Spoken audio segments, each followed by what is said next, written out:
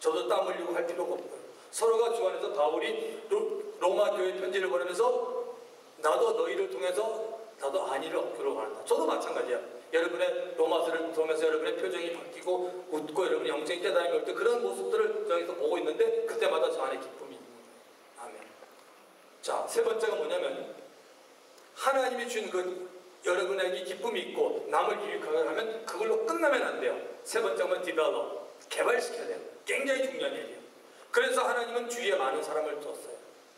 잠언서 13장 20절 적으세요. 잠언서 13장 20절에 보면 지혜로운 자와 동행하면 지혜를 얻고 이렇게 나옵니다. 참 중요한 말씀이에요. 지혜를 얻는 방법은 성경에 보면 기도하고 잠언서를 읽고 신약의 야고보서를 보고 지혜를 얻는 건데 가장 중요한 건 뭐냐면 지혜로운 자와 동행하면 지혜를 얻어요. 그 얘기를 다른 말로 하면 신의 은사를 많이 행하는 사람 옆에 가면 여러분 신의 은사를 행하는 걸 봐요. 확실합니다. 예언을 하는 사람 옆에 가면 여러분 예언하는 걸 보게 됩니다. 지금 제가 어떤 은사를 얘기하는 게 아니라 그 하나님께서 우리에게 주신 그러니까 주위에 있는 사람을 잘 보라는 거죠. 하나님이 준 은사들이 다 있어요. 지혜로운 자와 동행하면 지혜를 얻고 미련한 자와 동행하면 미련을 얻어요. 내가 누구를 따라가냐, 내가 누구한테 있는 중요한 거예요. 바울 옆에 있던 사람들은 땡잡은 사람들이에요. 물론 바울 옆에 있다가도 데마 같은 사람은 세상을 그냥 떠나간 사람도 있어요. 또 바울을 엄청나게 대적한 사람도 다 성경에 등장합니다. 내가 누구냐 같이 있는 얼마나 중요해요. 그래서 시편 1편은 복 있는 사람은 악인의 길을 쫓지 않고 죄인의 길에 서지 않으면 오만한 자의 자리에 앉지 않고. 아멘. 복 있는 사람을 처음에 할 때 보니까 사람들 관계, 내가 만날 사람이 있다는 거죠. 전도사님, 우리 집사님, 권사님들이 만날 때니까 만나지 말아야 될 사람이 있어요. 악한 사람이 있습니다. 분명히 여러분. 이번에 세월호 사건에 큰 얘기는 안 하겠지만 분명히 전체적으로 봤을 때 그 부모 입장에 여러분이 만약에 자녀가 거기에 됐다라봐요.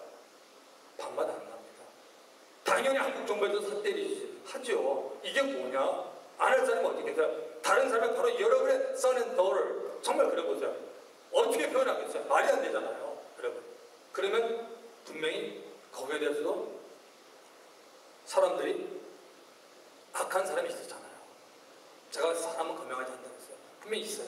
그런 것 때문에 우리 주위에는 우리가 정말 만나야 될 사람이 있고 만나지 말아야 될 사람이 있어요.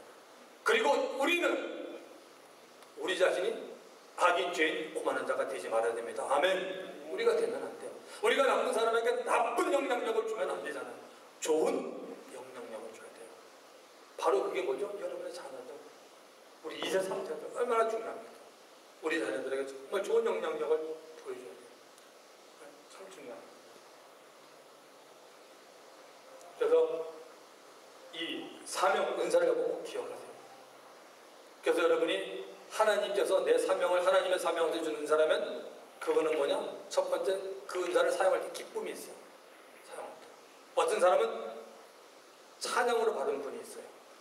어떤 분은 다른 사람을 막 위로해요. 고린도서 1장에 뭐 위로장이라고 말하고 있는데 사람들을 막 위로해요. 사도 바울이 어릴 때 하나님께 위로를 받았기 때문에 하나님이 바울에게 너 사형당할 만큼 너 죽을 때까지 갔어요. 하나님이 위로를 받아서 살아났어요. 그 위로로 다른 사람에게 위로의 하나님을 나타내요. 참 중요하잖아요. 그러니까 기쁨이 있고 그 다음에 하나님께 받은 은사를 다른 사람을 유익하게 하다. 이게 참 중요한 것 같아요. 여러분. 믿음 생활하는 신앙 생활하는 거 여러분 어려워요. 전 그렇게 봅니다. 참 어려워요. 너무너무 신앙생활 어렵더라고요. 너무 신앙생활 어려워요. 믿음 생활. 그런데 어떤 면에 보면 정말 쉬운 게 신앙생활이에요. 왜? 아니 주님이 하라는 대로 하면 되는데 이걸 안 하니까 문제예요. 우리가. 그분이 하라는 대로 하면 되는데 안 하니까 문제예요. 용서를 용서하고 그리고 이웃 형제를 사랑하면 되는데 그게 안 하고 있는 내가 문제다. 여러분. 그러니까 힘든 겁니다. 신앙생활은 결코 만만치 않잖아요. 왜? 영적인 부분이잖아요. 어둠의 세력이 항상 있고 우리를 하나님과 멀게 만들고 등한시 만들고 어렵게 만들고 시기하고 다투고 막 이런 부분이 끊임없이 우리의 삶 가운데 일어나고 있기 때문에 그렇습니다. 남을 유익하게 하고 그 다음에 내가 그 은사했던 뭐죠? 지혜로운 자면 동행하면 지혜로웠듯이 은사를 배워야 하는 거예요. 해내는 거예요. 나는 이런 은사니까 나는 어떤 땡이다. 그럼 먼저 유아 독전 자기 혼자 잘난 사람이에요. 주님이 굉장히 싫어요. 너 그렇게 잘났니? 그런 사람 안 돼요. 그저 그냥 자꾸 와서 배우려고. 여러분 배우는 건 참 좋아요. 여러분 자꾸 배우면 있잖아요. 오래 사는 확실합니다. 제가 이번에 시카고 가서 내 혁명이라는 책을 봤습니다. 우리 조카애가 책이 있던데 그 내 혁명. 오래전에 일본 그에서 만든 책인데 우리 브레인을 말합니다. 우리가 자꾸 배우면 이 세포가 이게 좋아져서 건강에 이게 굉장히 유익을 느낍니다. 배워두면 치매도 안 걸려요. 무서운 건 치매도 안 걸려요. 그러니까 배우기를 싫어하는 사람들은 이 문제가 참 많습니다. 안 배우겠다. 자꾸 이렇게 우리가 뭔가 배우고 그걸로 끝이면 안 되고 배우는 것이 내 것을 만들고 싶은데 그럼 간단해요. 옆에 사람한테 가르치세요. 집에 가서 허즈반한테 가르치세요. 집에 가서 애들한테 가르치세요. 한 사람부터 시작해보세요. 그러면 돼요. 저도 처음에 평신도 때요. 은혜 받고 난 다음에 아주 시카고에 있었다. 아주 오래전 얘기입니다. 신학교 가기 전에.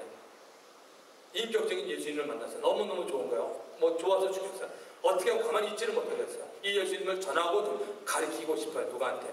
그래서 누구 만나냐면 우리 처남한테도 가르치고 또 우리 대학 동창들 뭐 만나도 말도 안 되는데도 그냥 말하고 싶은 거예요. 자꾸 이렇게. 그것이 여러분 우리가 사는 길입니다. 자꾸 만나서 가르치고 또 내가 또 배우고 하면 참 좋아서 이 좋은 사람을 우리 주위에 만나는 것이 굉장히 중요합니다. 그래서 하나님께 받은 것을 자꾸 갈고 여러분 닦으셔야 됩니다. 뭐 찬양 인사를 받았다고 해도 찬양 안 하면 녹습니다. 계속 노래를 불러보고 기도하고 하나님께 자꾸 감동을 받아서 계속적으로 이렇게 끌고 나가는 게 중요한 것입니다.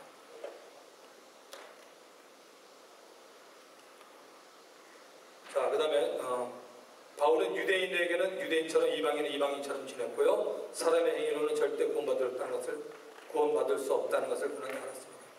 과거에 그는 바리새인이었고 담에색의 체험을 통해서 그거를 기피하였죠. 그러니까 바울이 자기가 유대인이었기 때문에 이스라엘 민족에 대한 관심이 남달랐습니다. 저와 여러분은 우리는 한국 사람이기 때문에 우리가 한국 사람에 대한 관심이 남다르게 많은 사람이에요. 우리 동족이 어려운 걸 당할 때 웃을 사람 없고 어느 지역을 갔는데 한인들이 별로 없으면 참 이렇게 반가워요. 저 얼마 전에 시카고 있다가 왔었는데 거기가 레이천에던가 어디 갔을 텐데 어떤 식당에 갔는데요. 외국인들이 쭉 많은데 갑자기 우리 테이블에 가서 어떤 분이 굉장히 반겨면서 한국분이세요 그러더라고요. 그랬어요. 근데 이제 그분은 이제 외국인하고 사시는 분이셨는데 그 지역에 한인들이 별로 없어요. 우리를 보더니 정말 반가워요. 근데 그 표정이 막 정말 이렇게 너무 좋아서 반가워요. 근데 이 산호세나 한인 식당에 다 한국 사람이 너무 많으니까 가서 뭐 여러분들이 정말 오랜만에 만나면 헤이 반가우지만 전혀 모르는 사람 다 가지고 여러분 반가운 표정 안 하잖아요. 그죠? 이렇게 되잖아요. 근데 거기서는 그러더라고요. 우리들도 그런 것 같아요. 가서 우리 한인들이 별로 없는 것 같으면 우리 동포 만나면 참 반갑듯이 사도 바울이 유대 사람이었기 때문에 그 민족에 대한 관심이 남달랐죠. 그리고 바울은 떳떳하게 담대하게 살았습니다. 그리고 그는 개척자의 자세, 그러니까 바울은 선교사의 자세와 목회자의 자세로 살았습니다. 이 부분을 여러분이 이해를 해야지 로마서를 볼 때 의문점이 많이 풀립니다. 자, 로마서 15장을 한번 보실까요? 이 부분을 좀 이해가 될 겁니다. 로마서 15장을 펴보세요.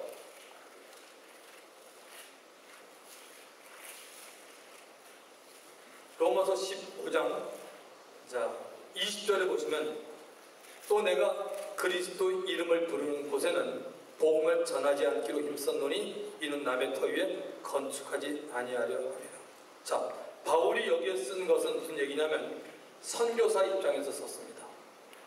그러니까 바울은 목회자 입장이었고 선교사 입장 두 가지를 가지고 있었습니다. 선교사 입장의 마인드는 뭐냐면 바울은 어떤 지역에 가서 복음이 전파되었으면 빨리 다른 지역으로 가기를 원했습니다. 왜냐하면 이미 여기는 복음이 심어졌기 때문에 여기는 이 지역에 있는 당시 장로님들이 거의 다 목사님들이었습니다. 장로님들이나 주의종들이 그 세워진 교회를 치리하면서 말씀을 가리키고 성도들을 세우면 되기 때문에 자기는 계속적으로 다른 데를 가려고 했던 거죠. 그게 선교사적인 마인드가 바울에게 있었던 겁니다. 그래서 바울이 이미 이 여기가 교회가 있으면 자기는 뭐 전할 필요가 없다고 이렇게 갖고 또 하나는 아까 저와 여러분이 봤지만 바울이 에베소 교회에서 목회를 실제로 했습니다. 나중에 바울이 하던 그 교회를 사도 요한이 목회를 했다고 전생에 나오는데요. 자, 그렇기 때문에 바울은 이 주의종의 마음도 가지고 있었고 선교사적인 마인드도 양쪽을 다 가지고 있었기 때문에 개척도 하지만 한 교회에서 한 지역에 오래 있으면서 성경을 가리키고 또 양육하는 일에 많이 신경을 썼던 것입니다. 자, 하나님의 절대 주권을 인정하며 살았습니다. 하나님의 절대 주권을 인정하며 살았던 것이 그러한 체험이 참 중요합니다. 사도행전 9장에 보면 바울이 불가항력적인 체험을 하잖아요. 혹시 사도행전 9장에 바울 같은 체험을 하신 분 한번 손 한번 들어보세요. 여러분, 나는 바울과 거의 비슷한 체험을 했어요. 우리가 다 바울 같은 체험을 하는 건 아니잖아요. 그렇죠? 바울은 사도행전 9장에 보면 눈은 떴으나 장님이라고 했어요. 3일 동안 음식을 먹지 못했어요. 그리고 바울은 또 자기가 기도하는 가운데 아나니아라는 사람이 자기에게 와서 안수하는 것도 봤어요. 그것을 예수님이 중간에서 다 얘기해 줬어요. 그러니까 바울은 영적 세계를 본 거예요. 담의 세계에서 예수 믿는 사람을 체포하러 가다가 정오에 빛이 비쳐서 그 빛을 보는 순간에 그는 쓰러졌고, 그리고 사울아 사울아 네가 나를 핍박하냐 그 음성도 듣고 그는 완전히 예수님께 항복하게 된 것입니다. 그것은 사도 바울이 예수님을 만나기 전에 바울은 어떤 사람이었어요? 구약에 대해서 능통한 사람이었습니다. 성경 가르치기를 굉장히 기뻤던 사람이었고 예수님을 그 이단으로 몰았던 자입니다. 그만큼 그가 영적인 게 아니라 성경 자체 날리지가 특별한 사람입니다. 하나님이 그를 쓰려다 보니까 뭐요? 보통 거꾸로 들어서는 안 됩니다. 특별히 바울에게 필요한 영적인 신비를 체험하게 합니다. 그래서 바울은 그런 체험을 했죠. 또 바울이 체험한 걸 보면 고린도후서 11장 적어놓으세요.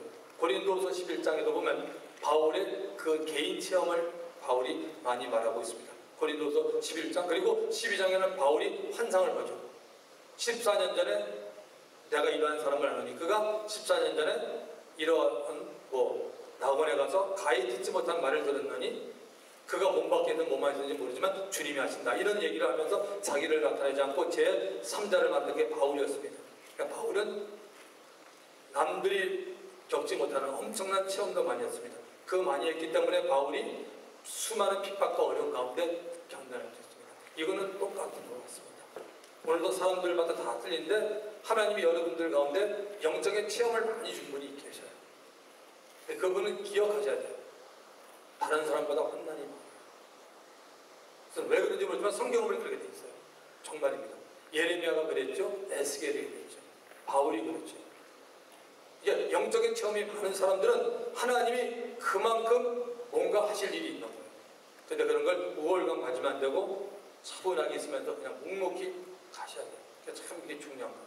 근데 어떤 사람은 누가 봐도 저 사람 예수 믿는 사람이야.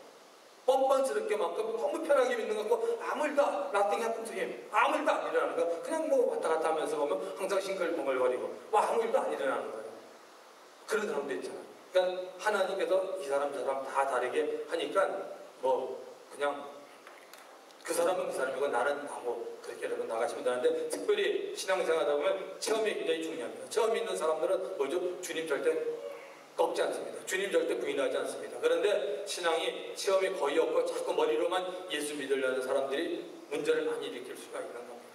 왜냐하면 머리로만 예수 믿게 되니까 결국 뭐냐면 하나님을 지식적으로 하니까 하나님을 fear가 경외하는 게 너무 낮아요.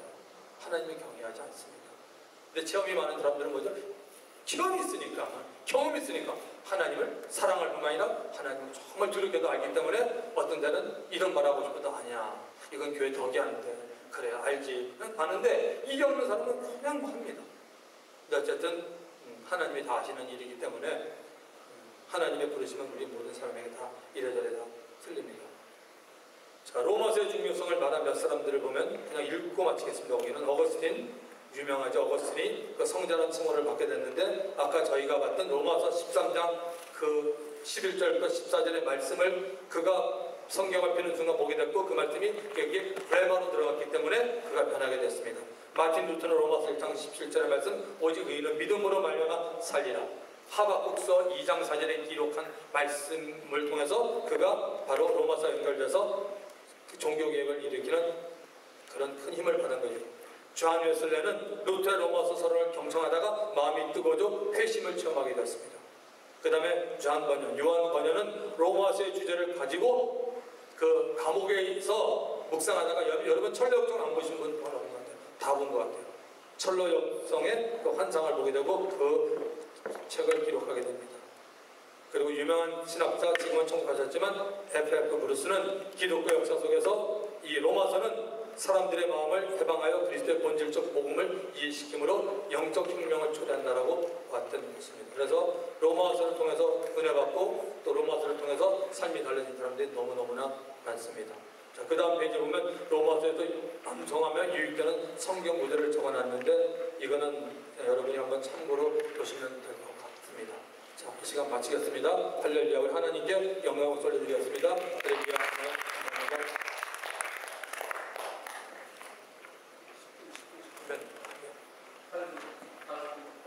40분부터요? 오케이, 40분부터 45분 3분부터요. 곡 하나를 우리가 좀 찬양했으면 좋겠어요. 주의 은혜라 준비해서. 왜냐하면 말씀과 너무 연관되기 때문에. 자, 휴식 시간 가지시고요. 43분에 42분에 보겠습니다.